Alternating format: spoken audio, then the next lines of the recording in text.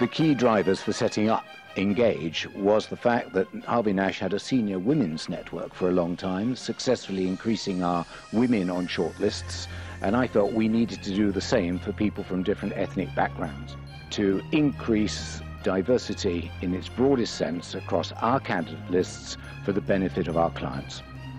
I think the main thing that came out of this research is that 8 out of 10 of those who responded felt that there were factors other than merit that caused a block on their career progression. 7 out of 10 felt it was their ethnicity, others mentioned gender or social background.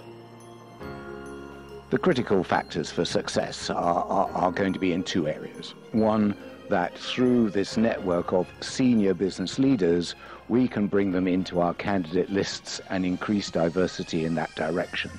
The second key factor is that through Engage, we are a very strong voice at the debating table on the subject of ethnicity at the highest echelons in the country. Also, the insights do contribute to that debate, the broader diversity debate, whether it's diversity of ethnicity, diversity of gender. They're proxies for, as Scott correctly identified earlier, diversity of thought, perspective, outlook. And that is the business differentiator. That is what contributes to the results that McKinsey have highlighted, to the bottom line of organisations that fully embrace diversity and its siblings of equality, access to opportunity and inclusion. What was great was that people were really open and honest about what went into the survey, because typically we don't want to say, we don't want to make a fuss, we don't want people to think that we're troublemakers, so we don't actually bother to tell anybody how we really feel. And actually, if we can't say how we feel, no one can help fix it. For me, it's not about fixing us, really. It's about 2 things. We need experience and exposure. And nights like tonight are really important, not just externally, but in your own organisations, for people to see that we do have a voice and we do have a business voice. At the beginning of my professional career, there was a piece of art called Women Hold Up Half the Sky. And the critical realisation, of course, is that if you ignore half the sky, you're missing half the talent. And when I was chairing Centrepoint, we used that insight not to set quotas for the board, but to say, if we don't have at least 40% of our board, our non-executives, male, and at least 40% female, and at least 25% from Black and Asian minority ethnic communities, why not? Why are we missing the talent that should be in there? And I think we should introduce a Tinder for board selection. So I'm very serious about this. I'm very serious about this. I'm not surprised, rather like Heather, with the figures in front of us today. And I'd be surprised if you were surprised. I've never been invited to a board.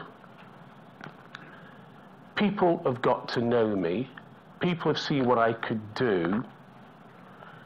And people have said, you know what? Save ourselves the trouble.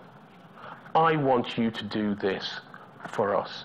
Will you do it? The difficulty for me is, there's no point me shouting about a problem if I'm not going to engage in it when I've been invited to engage in it. And I feel very flattered to be in the company of people who run companies and chief executives and captains in the industry and all of that.